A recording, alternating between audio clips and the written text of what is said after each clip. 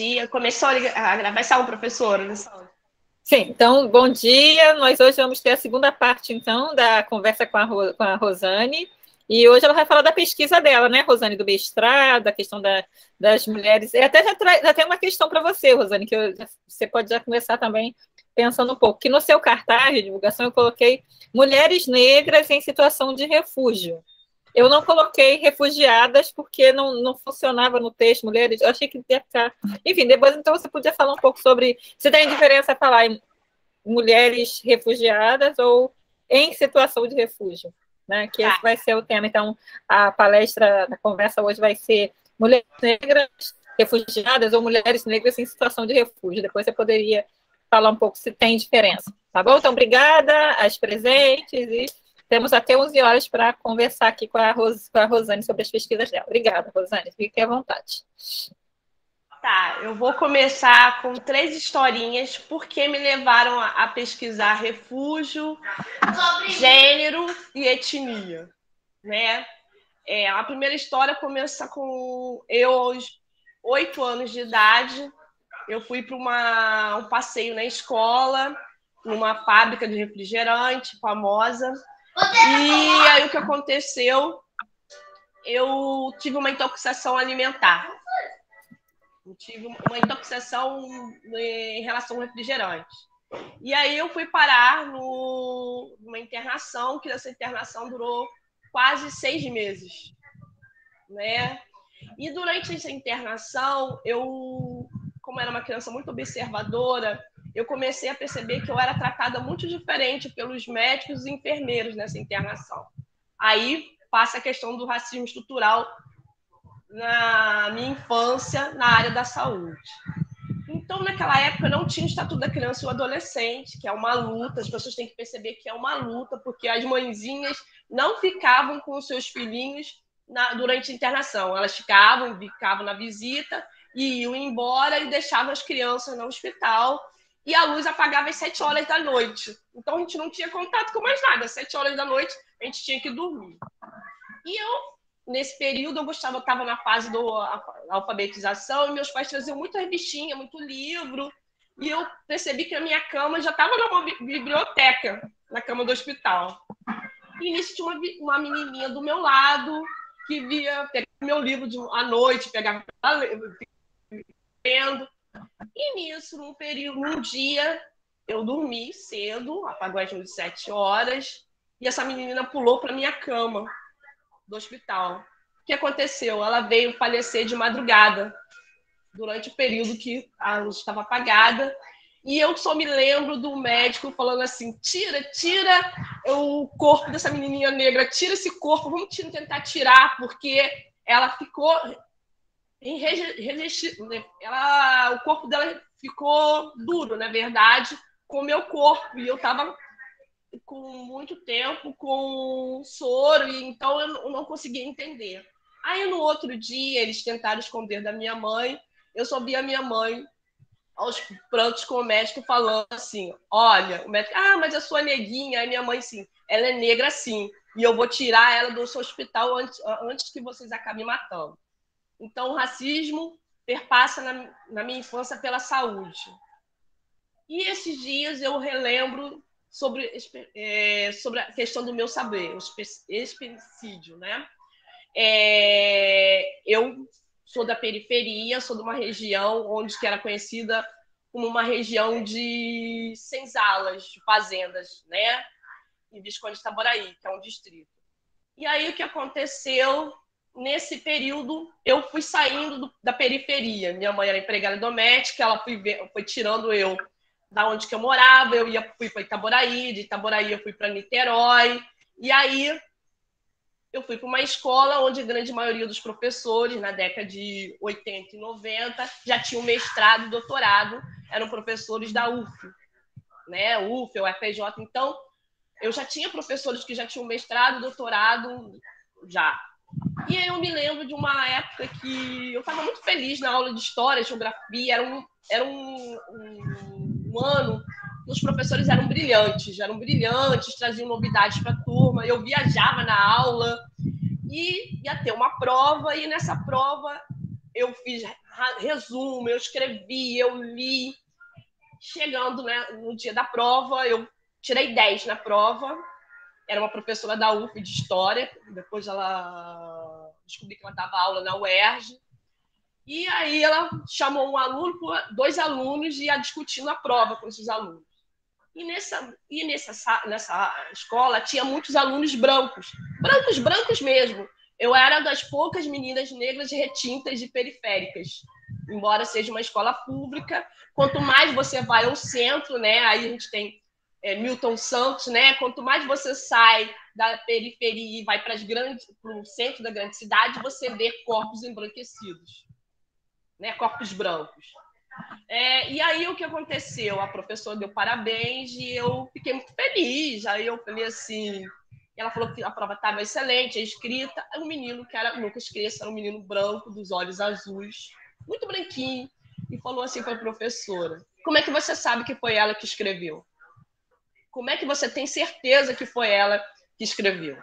A professora olhou para ele e falou assim: por que você está questionando o saber dela? Porque ela é negra? O negro não pode escrever? Essa professora era uma mulher branca, dos olhos azuis, que chamava Cistis. Ela tinha um nome grego. Por quê? O negro não pode escrever? Pela primeira vez, aí eu lembro que o meu saber foi questionado pelo homem branco. Como eu não pudesse escrever, como eu não pudesse pensar, como eu não pudesse colocar o meu saber naquela prova. E ali, aos 15 anos, 14 para 15 anos, foi um diálogo muito duro entre a professora, ele e eu. Né? E aí eu volto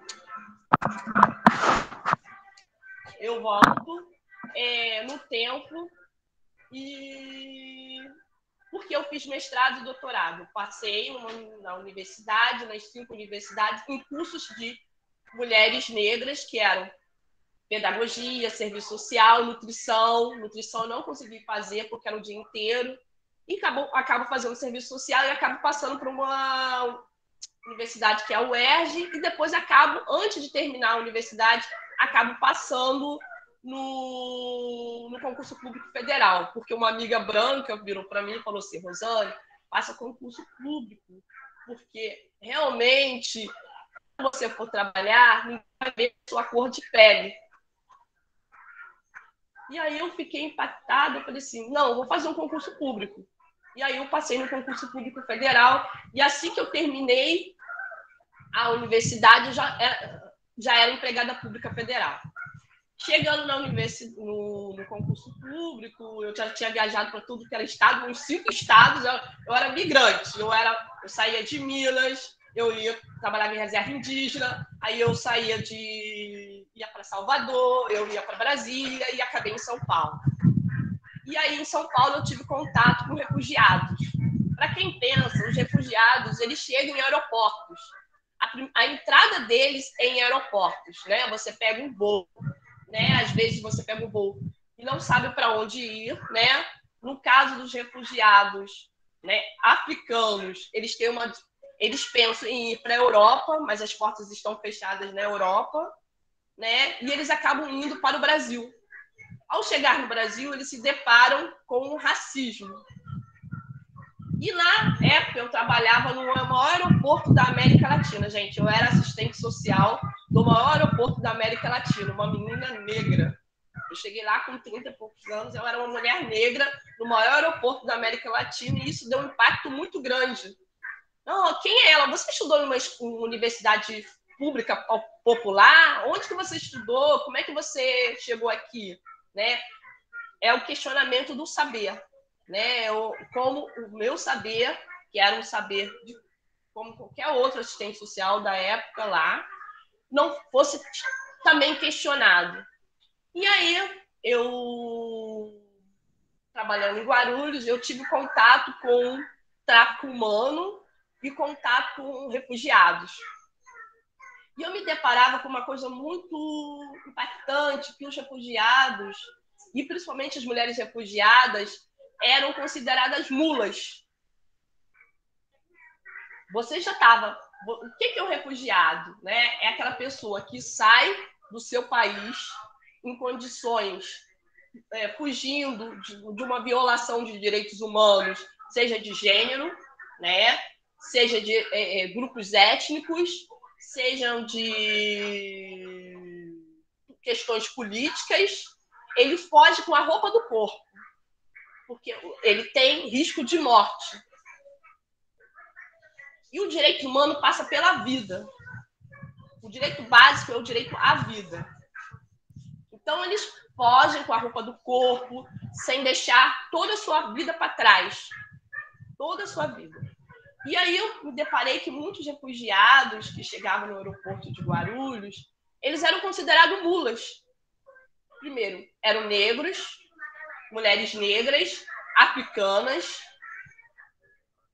né? E chegavam lá, e aí tinham que declarar refugiados, né?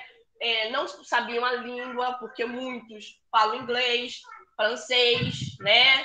E aí, assim, nós ainda, nossa educação, ela ainda é muito pauperizada, porque nós entramos na escola e não falamos, saímos sem falar nenhum idioma.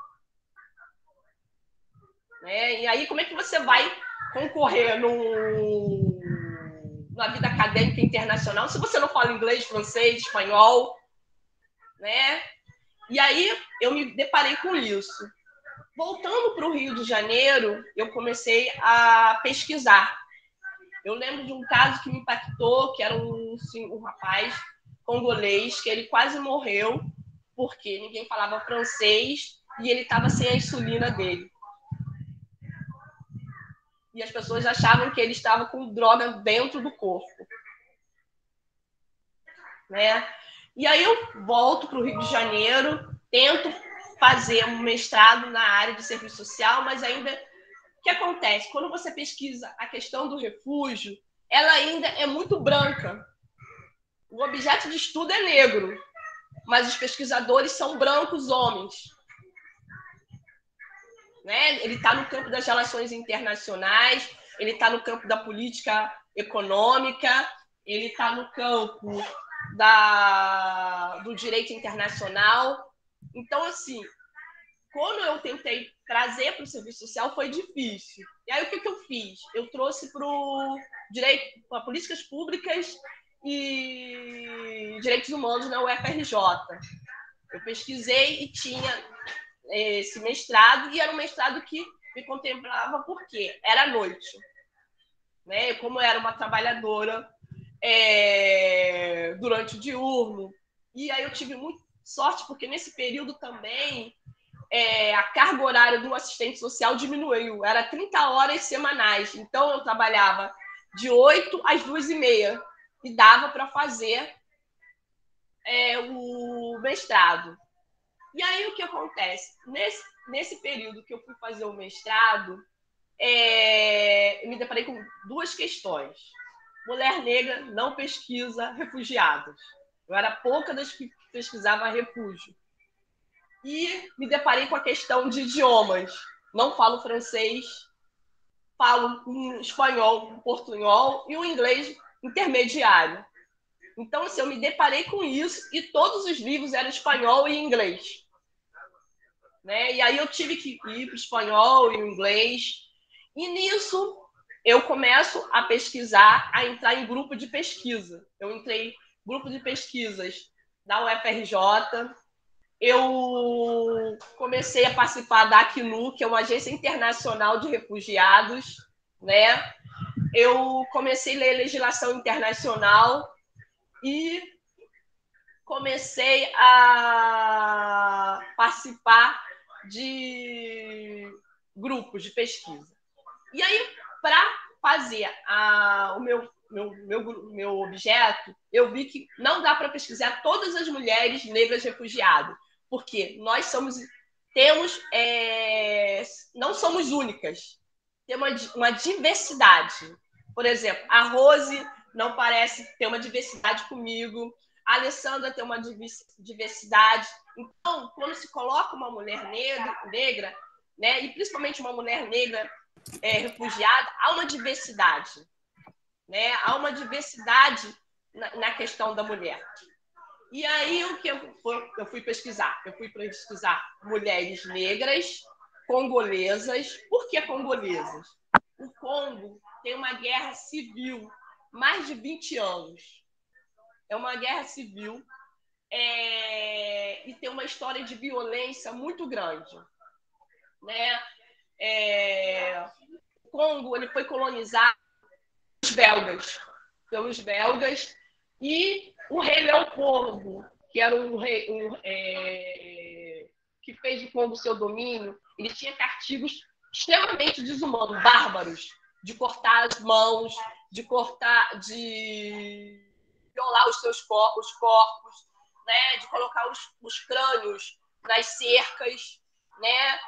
E ele fazia o Congo seu reinado. E o que acontece? Com a partilha, né, da África, se você vê, a África não é um país. A África é um continente que tem sua diversidade, tem sua história colonial totalmente diversificada, tem locais que conseguiram manter suas terras, né? Se a gente for ver o que é o Boko Haram, né? O Boko Haram ele é um grupo extremista que expulsa as pessoas de suas terras. Gente, as terras na África ainda têm um bom número com pessoas negras. E isso incomoda, né? Há negros que têm suas terras.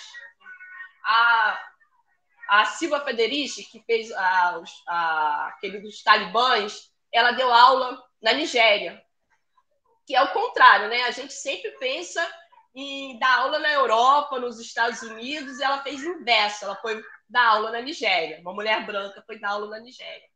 E chegando na Universidade da Nigéria, ela se deparou com uma coisa muito interessante, que falaram para ela: Silvia, você tem terra? Uma professora universitária perguntou para ela: você tem terra? Ela: não. Ela falou assim: eu tenho, porque se dá tudo errado na universidade, não tiver uma greve, não pagarem meu salário, eu volto para minha terra, para minha tribo, e vou viver da minha terra.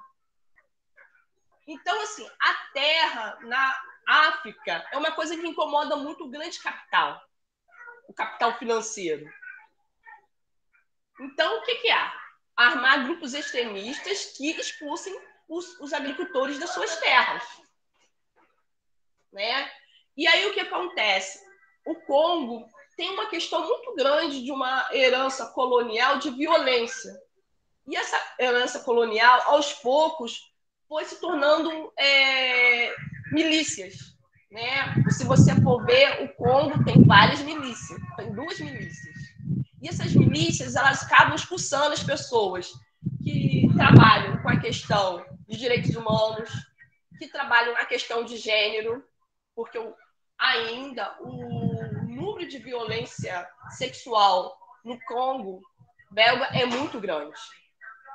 O Congo a capital do Congo é considerada a capital do estupro, da violência sexual, né? O que é o estupro? O estupro é uma arma de guerra, porque ele põe ao perdedor, insemina o sangue do vencedor.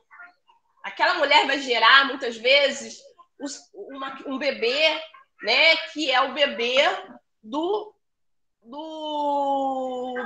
violentador, né, daquele grupo. Então, além de uma violência, naquele local também é uma vergonha. E aí eu fui pesquisar as mulheres congolesas. Ao chegar nessa pesquisa, me deparei com a questão de racismo. Racismo estrutural. Por que racismo estrutural?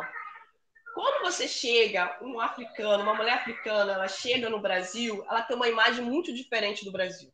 A gente tem uma imagem do Brasil das novelas, a gente tem uma imagem do povo cordial, do povo que aceita as diferenças, da democracia racial ainda, né? E quando você chega, você não tem essa imagem. Você tem uma imagem de racismo estrutural, você chega no aeroporto não falando o seu idioma, você não tem uma política estruturada. São Paulo agora começa a ter uma política estruturada de recebimento dos refugiados, né? Abrigos, porque uma mulher que sai violentada de um determinado local, ela precisa de um abrigo, ela precisa de um acolhimento, né? E assim, aí você vai para um abrigo onde moradores de rua, que é uma outra demanda, né? E aí a minha dissertação foi uma dissertação muito dolorosa, Alessandra, de uma escrita muito dolorosa, porque devido à falta de material que discutisse racismo e refúgio e gênero junto. Para você ter noção, eu procurei uma tese de 300 e poucas páginas de uma professora que ela só tinha uma palavra racismo. Como é que você vai discutir crianças congolesas na escola se você não discute racismo? Qual a importância dessa tese para a sociedade? Porque a nossa escrita ela tem uma responsabilidade social. Porque quem vai ler, ela precisa compreender qual o contexto que você escreveu sua dissertação e qual o motivo que você escreve a dissertação. Eu escrevi a minha dissertação porque a questão de refúgio era uma questão que estava aparecendo no serviço social, era uma questão que não era discutida e era uma questão que tinha a ver com gênero, raça e racismo estrutural. E aí, quando eu fui fazer as disciplinas, eu procurei disciplinas fora, que discutissem gênero, raça e refúgio. Né? Eu procurei disciplinas que tivessem a ver com minha escrita. E assim, foi muito interessante, porque eu teve uma disciplina que eu fiz com uma turma de 50 pessoas que também estavam discutindo, né? E com 3 professores negros. Essa disciplina deu um boom na minha escrita.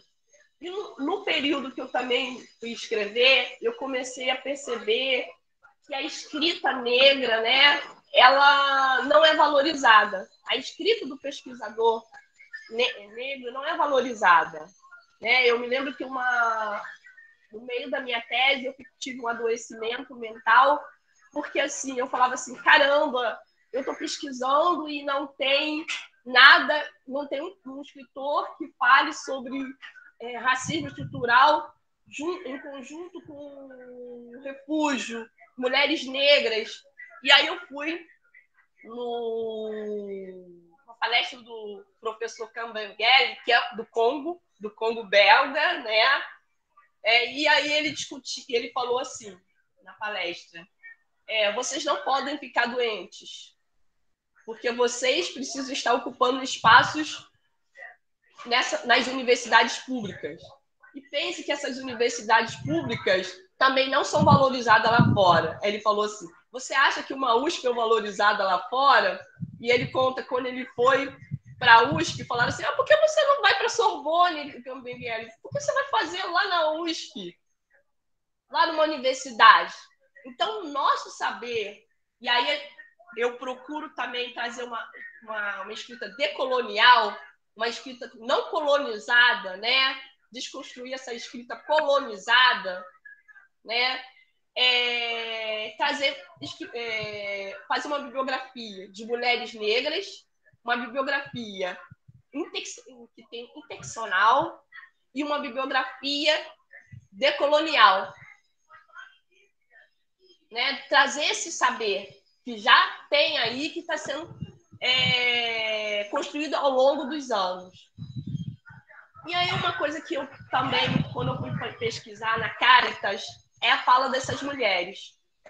Né? Eu não consegui, né, trazer a fala dessas mulheres, porque assim, a questão da língua me impedia, muitas vezes, e são falas que são uma cartaz, porque assim, é uma fala carregada de muita dor. Você sair no meio da noite, pegar um voo ou pegar um navio, onde você não sabe onde você vai parar, você passar fome, você ficar no centro da cidade e as pessoas não olharem para você e você está perdida nesse contexto.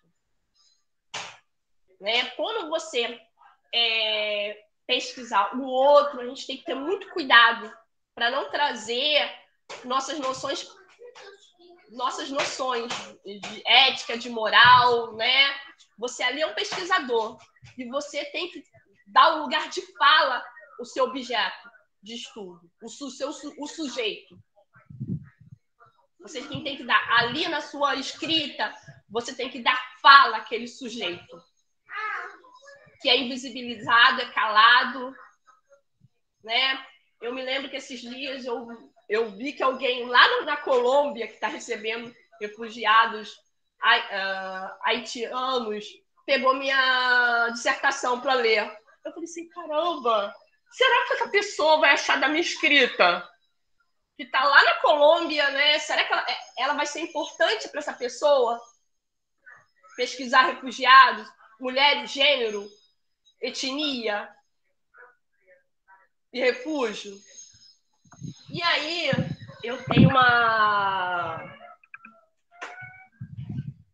E aí, o que acontece? Quando eu defendi a minha dissertação, eu utilizei o máximo de escritores negros. Como diz o professor Cambenguele. Quer Bourdieu? Quer Bourdieu? Vou colocar Bourdieu, mas vou colocar Angela Davis por baixo, eu vou colocar Magali Almeida por baixo, eu vou... Você quer Foucault?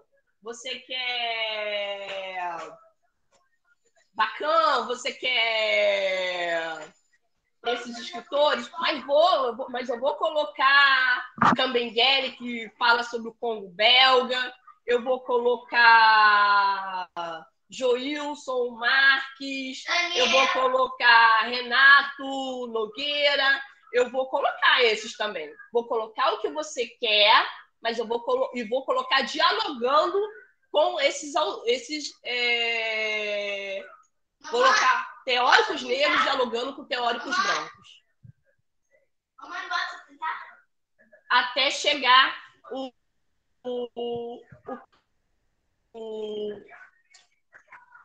a minha discussão, o meu debate crítico. E aí, quando eu fui fazer a dissertação, eu ganhei de uma amiga que eu utilizo metodologias. Como se faz uma tese, de Humberto Eco. Esse livro foi muito interessante, porque o Humberto Eco ele fala de estudantes empobrecidos na Itália, de humanas. Né? Ele fala das dificuldades econômicas quando você também faz uma tese. A dificuldade de biografia, da escrita. Aí eu ganhei esse, eu utilizei esse. Eu utilizei muito livros sobre cidadania, refúgio. Eu utilizei livros que falam sobre educação antirracista. Então, assim, eu utilizei tudo que eu pude. E depois eu utilizei tudo que deu. E aí, uma das coisas que... Voltando, quando eu tirei uma boa nota, foi uma nota legal, sim, eu fiquei muito feliz pelo resultado. E nesse período eu também entrei no processo da adoção e na separação, que também cunhou. E aí o que acontece? Além disso, quando eu fui fazer a minha dissertação, eu fui procurar também apresentar em congressos, né? Porque aí eu falei assim, eu tenho também apresentar a minha escrita. E eu apresentei num congresso de defensores públicos da União, eu fui a Brasília, apresentei, aí discuti. Eu apresentei na Furnas. A Furnas, gente, tem um projeto de refugiados maravilhoso, né? E aí eu apresentei na Furnas, conversei com refugiados. Eu conversei com uma refugiada que ela é médica. Gente, Imagine você sair do seu país com um diploma de médica e você não exercer a profissão de médica, exercer a profissão de cuidador. O que você acha de andar até seu pé sangrar com seu diploma, com tudo que você tem, você atravessar a fronteira, chegar no Brasil, você acha que é um país amigo, e você não poder utilizar o seu diploma? O que você acha de você fazer uma barraquinha de cachorro-quente, a sua barraquinha, porque não tem políticas públicas para refugiados? O máximo que tem são organizações internacionais da Igreja Católica que fazem o trabalho, como a Caritas, como Abraço Cultural, como lá em São Paulo, como organizações de mulheres, né? Porque assim, ser mulher negra e refugiada é muito difícil, né? E aí eu me lembro de uma refugiada que veio conversar comigo, aí ela falou assim: ah, que bom, você é uma mulher negra, porque assim, eu tô cansada de ser pesquisada por pessoas brancas. Né? E aí a gente conversou e ela falando sobre como é que foi a luta dela de chegar no país, como é a luta de trazer os filhos, como é morar numa favela. Ela falou assim, olha, eu morei numa comunidade e eu não imaginava o tiroteio o tempo todo. A milícia chega e ela mata, e aos poucos o tiroteio me mata aos poucos, o dia a dia. Né? Então, assim, essas falas, e aí, assim, eles têm o seu lugar de fala. Né? Saber, o pesquisador tem que saber o seu lugar, a sua escuta, seu acolhimento e saber o lugar de fala desse sujeito que está ali frente a frente com você. E uma das coisas que é muito interessante nessa pesquisa, aí eu apresentei na Defensoria Pública da União em Brasília, eu apresentei no Tribunal de Justiça da União aqui também, no Rio de Janeiro, eu apresentei na Furnas, eu passei no doutorado no Porto. Eu me lembro, com a minha pesquisa de continuidade, eu passei no doutorado no Porto, mas eu não fui. Eu falei assim, eu vou continuar aqui no Brasil e vou tentar fazer meu doutorado aqui. E nisso, eu também consegui passar na Alemanha. Porque, assim, é uma pesquisa que era muito interessante, os professores falavam, porque eu trazia a questão de gênero, refúgio e racismo. Né? Porque quando você não é inserido, assim, o refugiado é o outro, como diz o Bauman, é o outro que é o lixo. Né? É um lixo, é o outro que vem pegar meu emprego. Eu já lido com as minorias do meu país. Agora eu vou lidar com outras pessoas que vêm de fora. Só que o refugiado é aquele que ele foge para manter a vida. O direito à vida. E aí eu apresentei nesses congressos, e aí eu fui tentar o doutorado, e nesse doutorado, o que aconteceu? Me deparei com a professora Alessandra Silva, e eu fiquei muito feliz, porque, assim, na graduação e no mestrado, eu me dei com homens brancos. E aí eu falei assim, poxa, pela primeira vez eu vou ter uma orientadora negra, que isso é representativo também, né? Porque, assim, quando você fala sobre mulheres negras refugiadas, você também remete uma herança de escravidão. Gente, essa semana me mandaram essa foto aqui. O que lembra essa foto aqui? É um homem haitiano sendo laçado por um homem branco, um guarda branco tentando. Gente, essa foto remete à escravidão.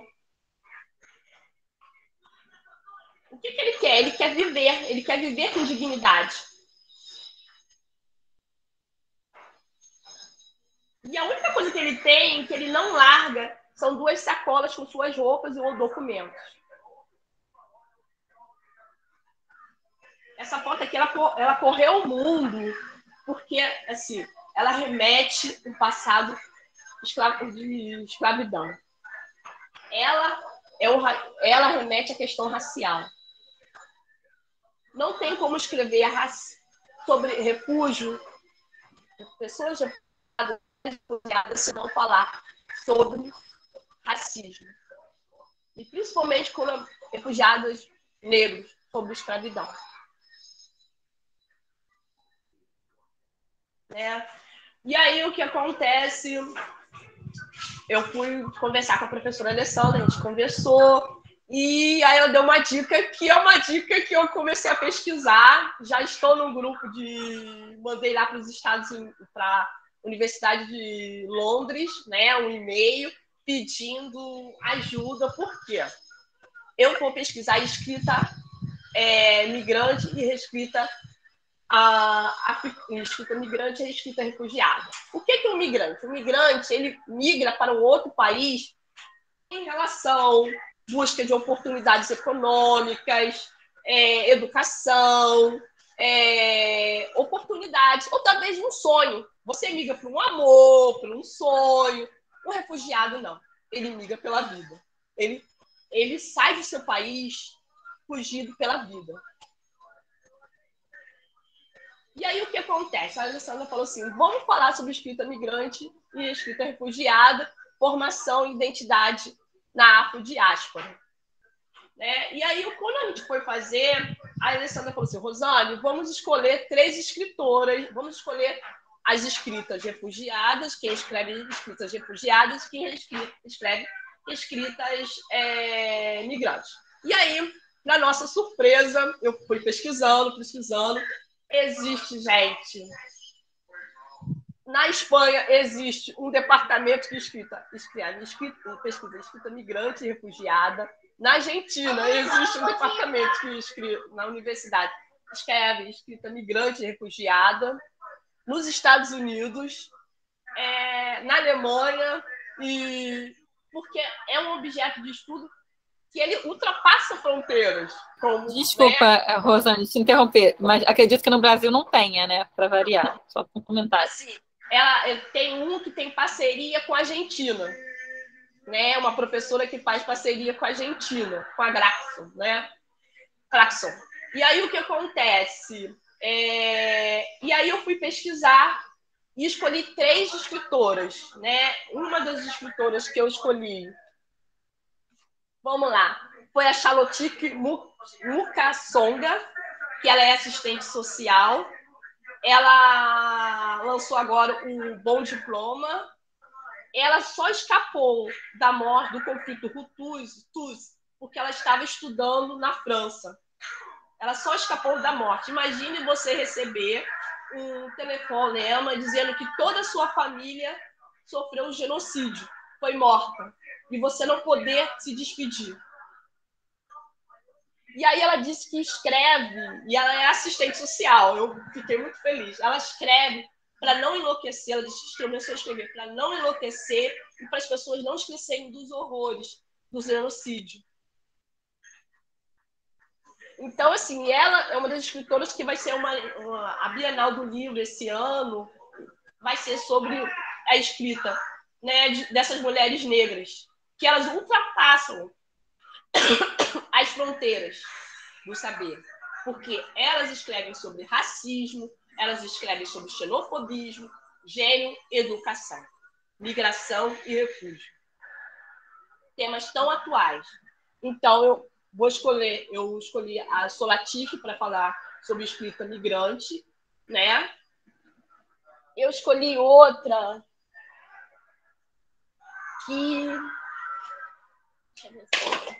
que ela também é assistente social, que é Bush Emechenta, que é Florence, que ela fez doutorado em educação, gente. Descobri uma coisa, além de assistente social, ela fez doutorado em educação na Universidade de Londres.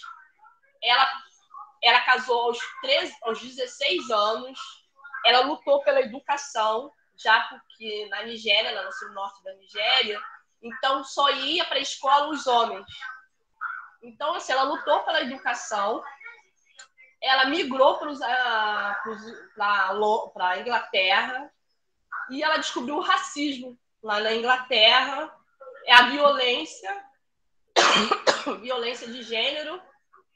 Ela se separou na Inglaterra e cuidou de 5 crianças fazendo sua graduação. Sua graduação. E aí o que acontece? Chimamanda adora ela porque ela disse que desculpa. A Bush veio primeiro, né? A Bush veio primeiro, trazendo todas as questões que a Chimamanda gostaria de ouvir. E então a Bush é um exemplo, né? Porque esse No Fundo do Poço, ela fala sobre como é ser mulher negra, migrante, num país de primeiro mundo e depender do serviço social. E no final é muito interessante que ela fala que ela dá um sorriso para um homem negro, né, um trabalhador, porque é necessário estar com nossos pares. E assim, ela está sendo muito festejada por assim, ela fala sobre tem um cidadão de segunda classe que ela também fala sobre imigração, refúgio. E tem esse aqui, né? Que é a Chimamanda, que eu não tô com a American Ha, que eu tô com o meio sol amarelo, né? Mas eu vou usar o American Ha porque assim, ele fala sobre imigração. E ela fala sobre imigração de uma forma bem cruel. Uma das partes do livro que eu li foi uma parte que a Chimamanda fala que um dos personagens ele vai tentar a vida na Inglaterra. Ele já tem nível superior, ele já tem um diploma. Chega lá e não trabalha. Ele trabalha com serviços gerais. E quando ele vai lavar o banheiro, a pessoa defecta, ela faz necessidade na tampa do banheiro para ele lavar as fezes. Então, nesse livro, Chimamanda retrata como é ser um migrante negro nos Estados Unidos e na Inglaterra. Ela faz essa comparação. Né? E ela fala, nessa comparação, ela fala na universidade. Quando você chega na universidade, né, você é um negro imigrante, as pessoas perguntam, mas você conhece isso? Mas você fala inglês? Como é que é a África? Né? Então, esse livro ele passou por todas as fronteiras. Né? A Branca leu na Alemanha, na Inglaterra, na África, nos Estados Unidos. Foi um livro que passou por todas as fronteiras. Né? E aí, um dos livros que também eu utilizei muito também foi o da Alice Walker. E esse aqui, ela fala Rompendo o Silêncio. Ela é uma poeta e ela fala dos horrores da guerra de Ruanda, no Congo Oriental, na Palestina. Que ela entrevistou várias mulheres falando sobre os horrores dessa guerra, que é uma guerra imperialista, é uma guerra que tem herança colonial, é uma guerra do sistema capitalista, isso ele que ganha. E ela fala, a Alessandra leu a parte que ela conversa com a congolesa, e a congolesa fala que ela foi obrigada a comer a perna do marido. São relatos muito dolorosos, né? E aí ela fala, né, desses relatos, desse sofrimento. E aí, deixa eu ver mais um aqui. Para mim, assim, a minha responsabilidade de escrever essa dissertação é uma responsabilidade social, uma responsabilidade com os outros, com meus pares. Né? como diz o Renato Veloso, o Renato Nogueira, que eu tenho aqui, deixa eu ver aqui. É uma revistinha que por muitos anos eu guardei, que é uma revistinha, uma revista excelente, né? Que ela fala sobre filosofia negra, né? Que agora virou, os professores colocam ali, mas assim, e ele fala sobre o saber. E é uma parte muito interessante que ele fala aqui.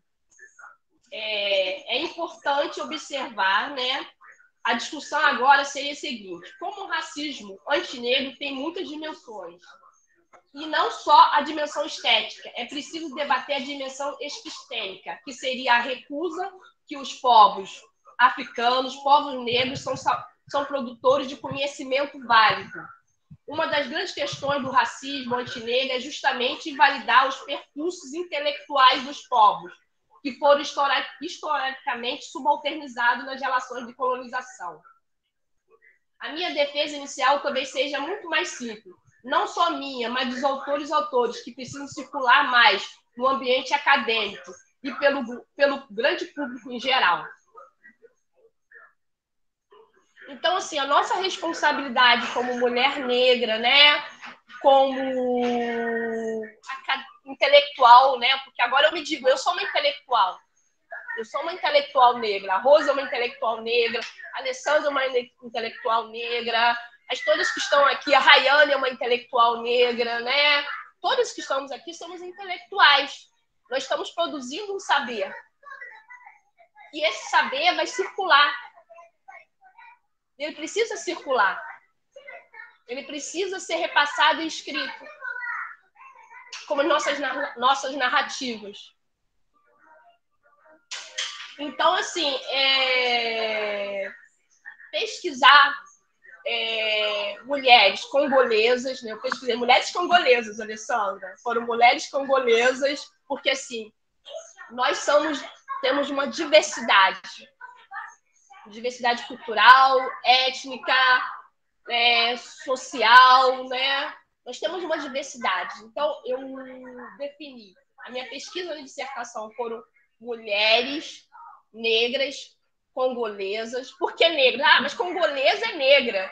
Mas eu quis demarcar mulheres negras, congolesas, em situação de refúgio na cidade do Rio de Janeiro. Elas não são refugiadas para sempre. Elas estão em situação de refúgio. E a minha dissertação, minha tese é sobre escrita refugiada, escrita negra, que são escritas dessa dor, né? Dessa dor, dessa violência psicológica, né? De uma violência no corpo, né? Mas é uma escrita potente, porque ela visibiliza.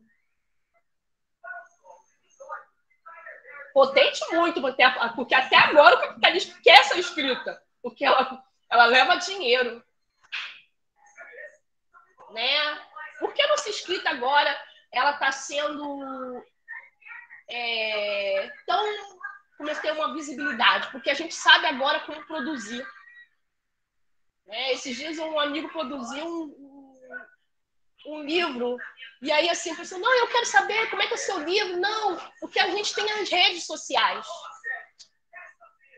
Por exemplo, essa aula está sendo gravada, mas essa aula pode passar por fronteiras. Eu nunca imaginei que a minha dissertação, que foi sofrida, dolorosa, né, teve uma violência epistêmica, né, ela passasse fronteiras, ela fosse para a Colômbia e uma pessoa pesquisasse, ou o meu saber ultrapassasse outras fronteiras. Gente, dialogar, eu me lembro, eu estou dialogando com um pesquisador alemão na Universidade da Baia, eu estou dialogando de igual para igual. É assustador. Mas, ao mesmo tempo, mostra que assim, o meu saber é importante. ele é válido. Ele foi construído ao longo do tempo. Né? E formação. Por quê? Formação. A formação, aí vem da educação.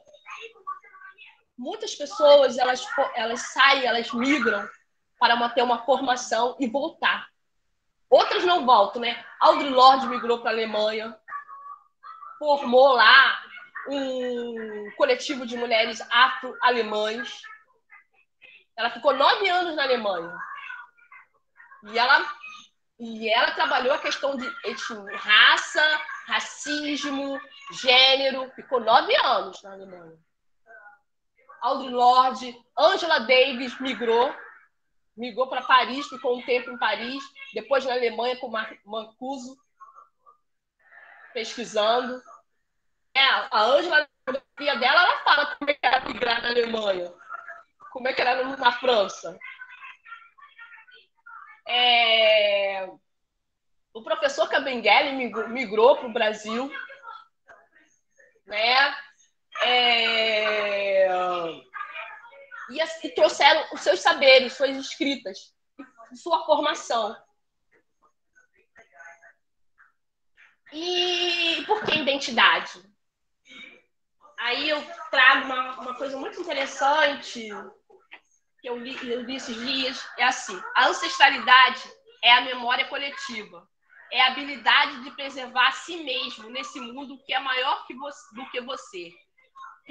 E o capitalismo tenta destruir nossas memórias. Ele nos isola da natureza das outras pessoas. Né? A identidade, aí, Frantz Fanon, com máscaras, pele negra, máscaras brancas, né? Que está tão agora, né? O Frantz Fanon, Cesare,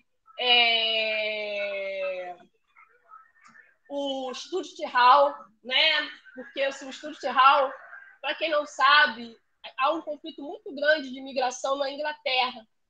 E aí, assim, eles queriam deportar muitas pessoas, né? E o Stuart Hall, gente, ele é um dos teóricos mais famosos na Inglaterra, o negro. E ele, uma vez, a rainha da Inglaterra, Elizabeth, né? Falou, olha, vamos coroar o Stuart Hall. Ele falou, não, eu não quero receber ser coroado, eu não quero essa menção honrosa, porque os meus não têm. Ele negou. É um teórico, gente, negar, né?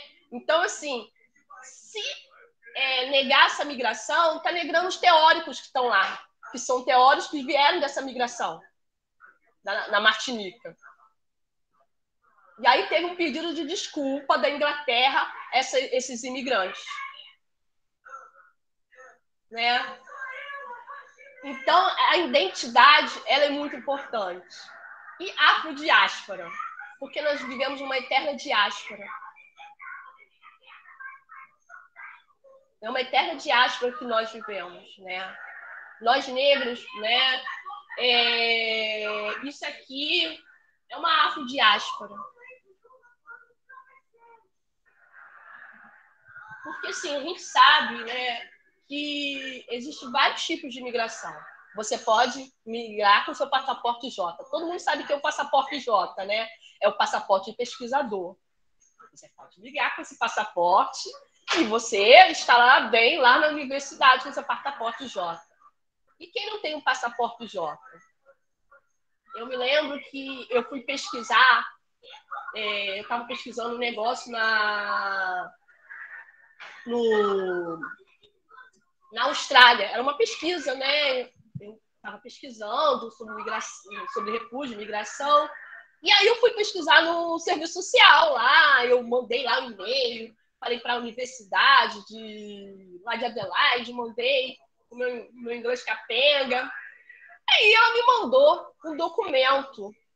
Aí eu falei assim, olha, eu acho que você mandou um documento errado para mim. Ela falou assim, não, eu mandei o documento certo. Eu falei, mas eu não quero migrar. Eu quero só pesquisar, eu não quero migrar.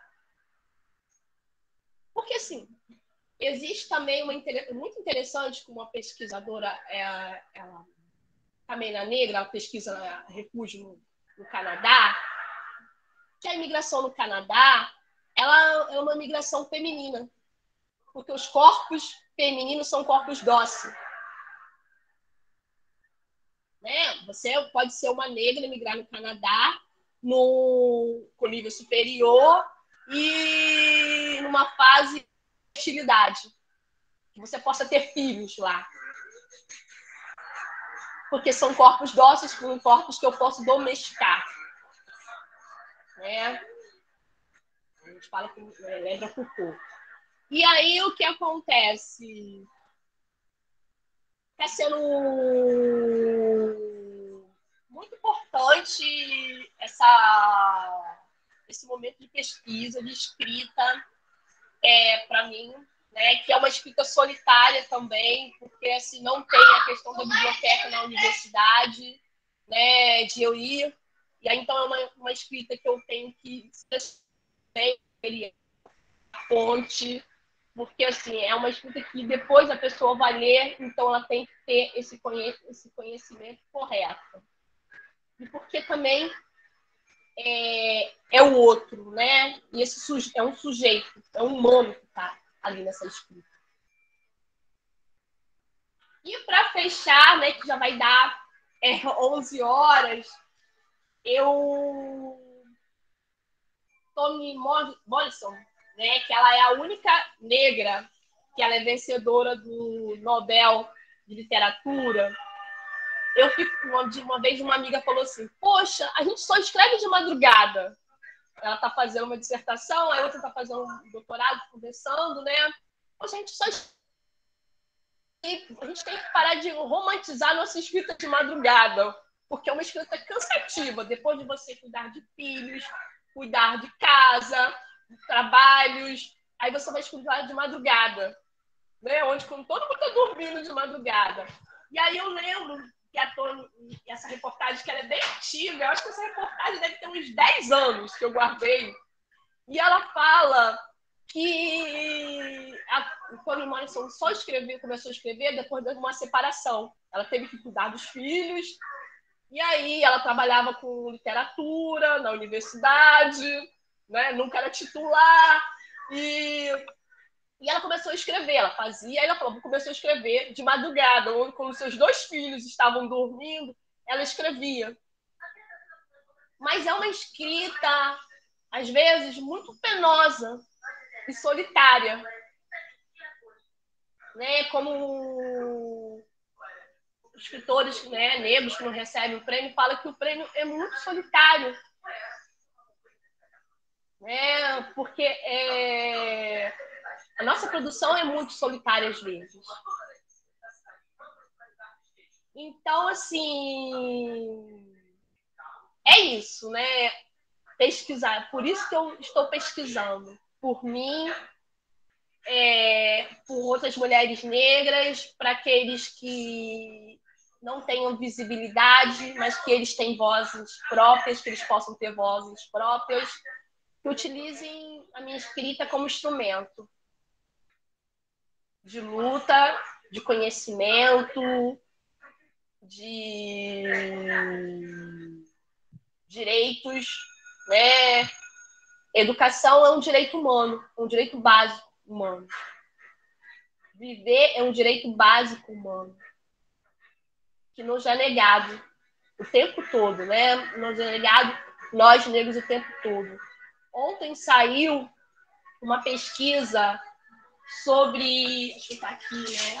Uma pesquisa sobre coronavírus nas favelas, desigualdade e racismo, sem máscara. E aí, o que essa pesquisa fala? Isso porque são 3... a minha amiga que está no Quênia, que também está pesquisadora, está me dando parabéns aqui pelo meu livro que eu escrevi. Estou vendo aqui. Aí, assim, ela trabalha no Quênia com refugiados. Aí tá aqui. Ela é francesa. É uma mulher negra também na afrodiáspora. Aí, o que acontece? Essa pesquisa, ela mostra como o impacto do coronavírus e o racismo está afetando a saúde mental dessa população. na Maré, na Cidade de Deus, no Complexo da Maré e no Alemão. Gente, hoje não tem volta. Não tem volta. A gente está vivendo num momento de retrocesso, mas a gente está vivendo num momento de luta.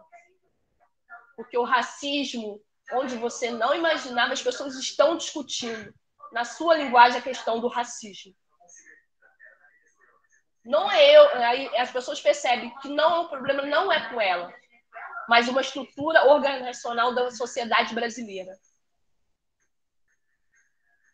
É preciso discutir escravidão, sim. É preciso discutir políticas públicas, né? A lei de cotas está aí, né? Cotas não é esmola, cota é um direito. É um direito, é um direito. Eu quero que mais Rosane esteja no serviço social, na pedagogia, mas estejam no direito, que estejam na medicina, que estejam na engenharia, que pesquise mecatrônica, que pesquise o átomo, física, química. Eu quero isso. Né? Eu me lembro, para encerrar, uma historinha. Estou eu me arrumando em casa, minha mãe empregada doméstica, eu já tinha ajudado meu irmãozinho, eu estou me arrumando em casa, correndo para ir para a escola, e eu me arrumava ouvindo rádio relógio.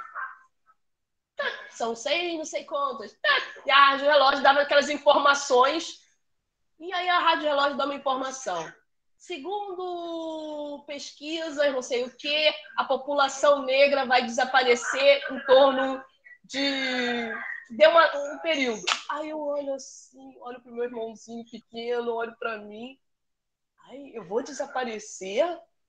Os meus filhos vão desaparecer? Só que não. Nós estamos aí. Mesmo nessa necropolítica, num período de pandemia, mesmo aula online, nós estamos aí. Né? Marielle foi derrubada, mas as sementes estão nascendo. Elas estão nascendo. Jamais imaginaria estar assistindo uma defesa de mestrado sobre cabelo com mais de 50 mulheres com seus filhos negros ouvindo uma colega.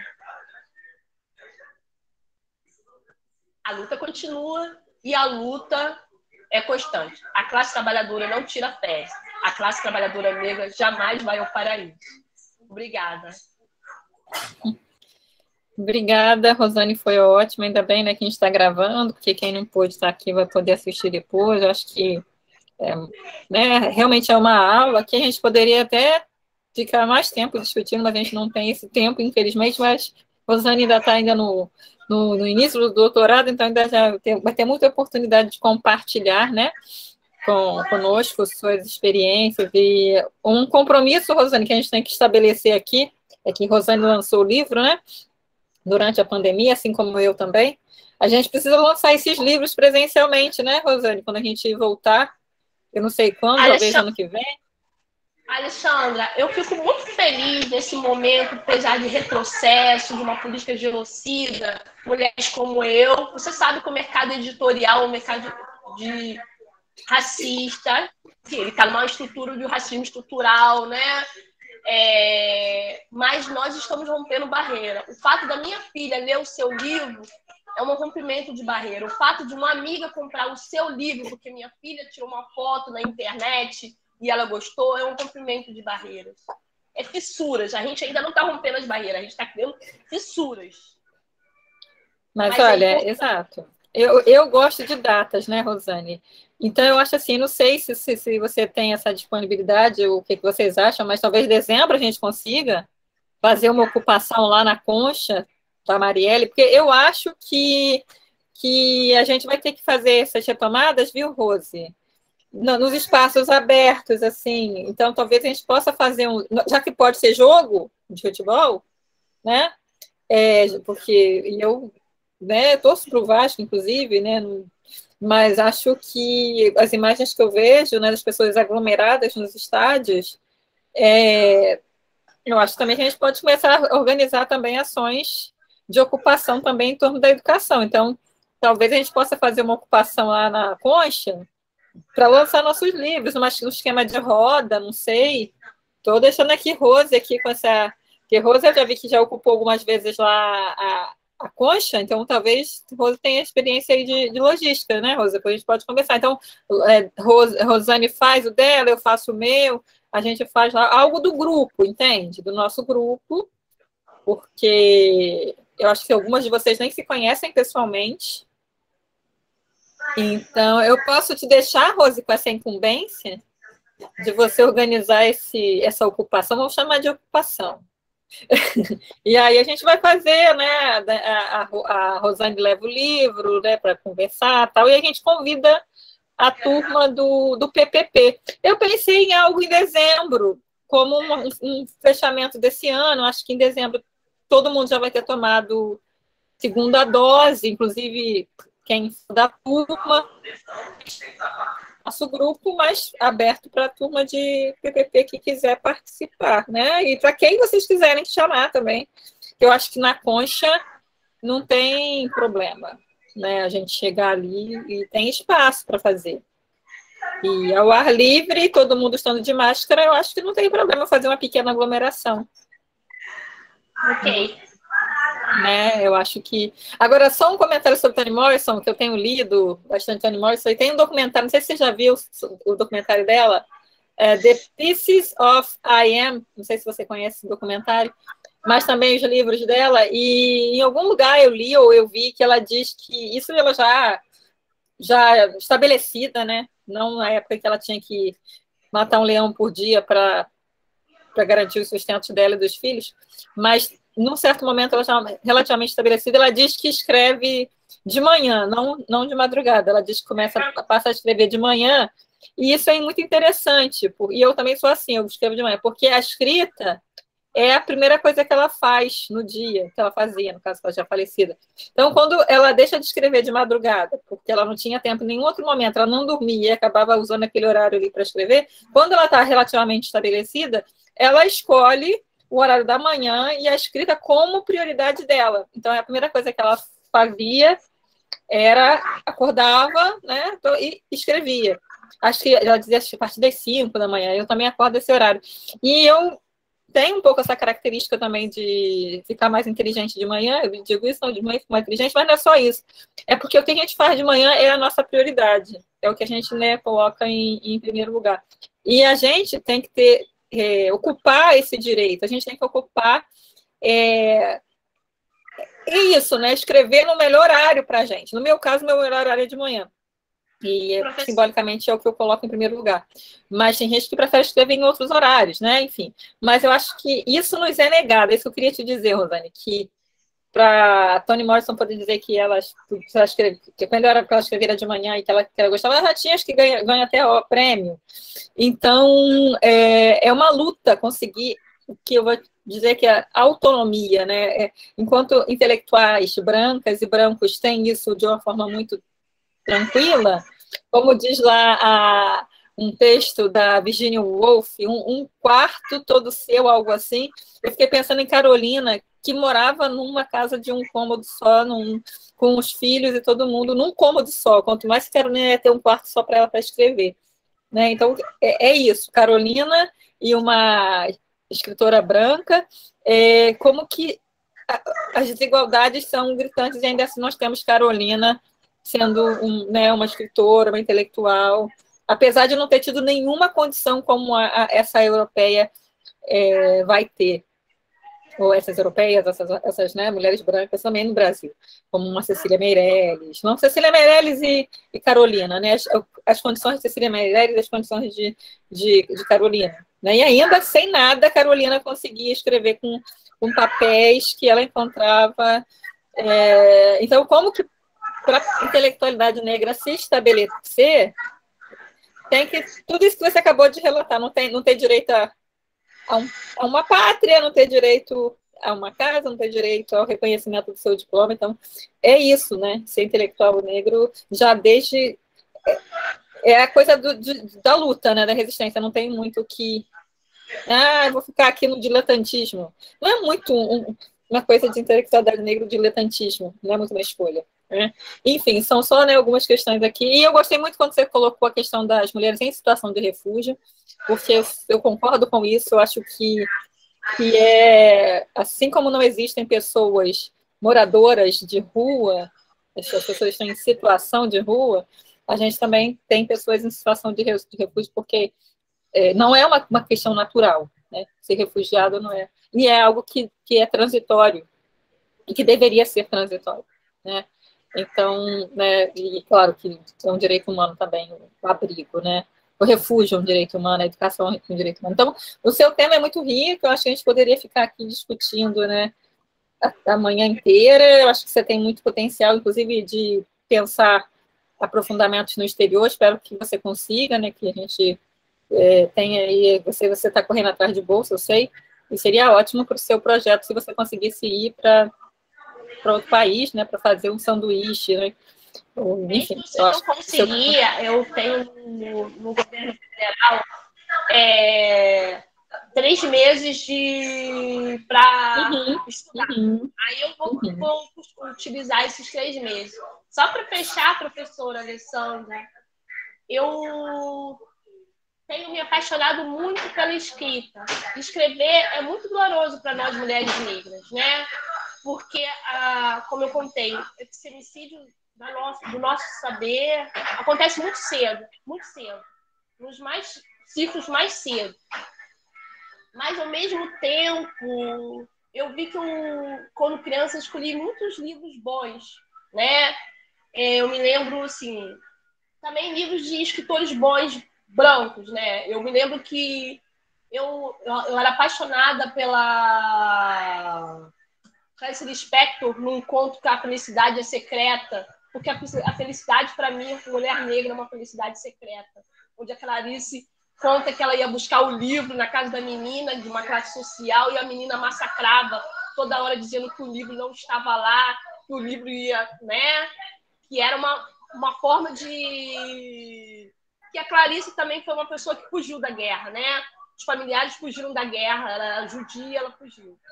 E do Moacir Siakla, né? Eu tenho um livro que eu sou apaixonada, eu guardo ele há mais de 20 anos, que é O Caroço do Abacate. Quem já leu? O Caroço do Abacate é o primeiro livro que eu vejo que escreve sobre uma família de classe média negra.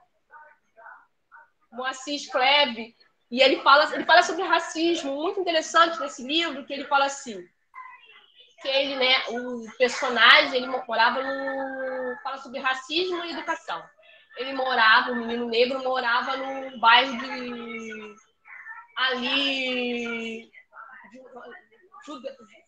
judaico. E aí o que acontece? Eles tinham uma brincadeira que falava assim, procura um negro com óculos. Porque ele falava que o negro não teria óculos porque o negro não tem dinheiro. E aí ele falava assim, eu era de uma minoria explorando outra minoria.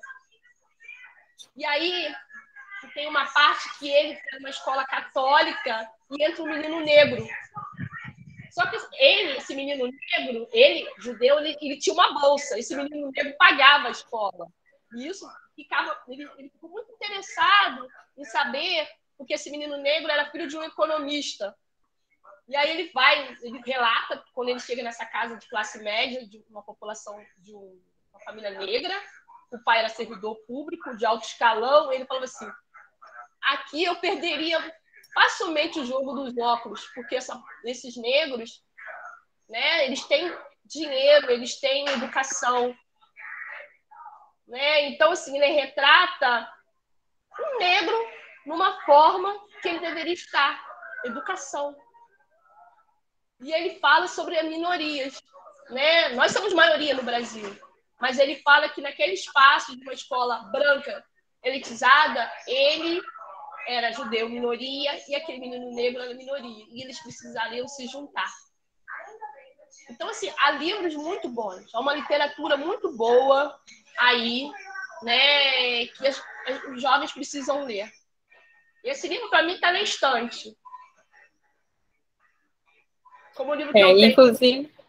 O meu livro que eu tenho, Fada, nem Bruxa. Ele tem mais de 30 anos, esse livro. Que fala sobre a questão de classe para uma criança.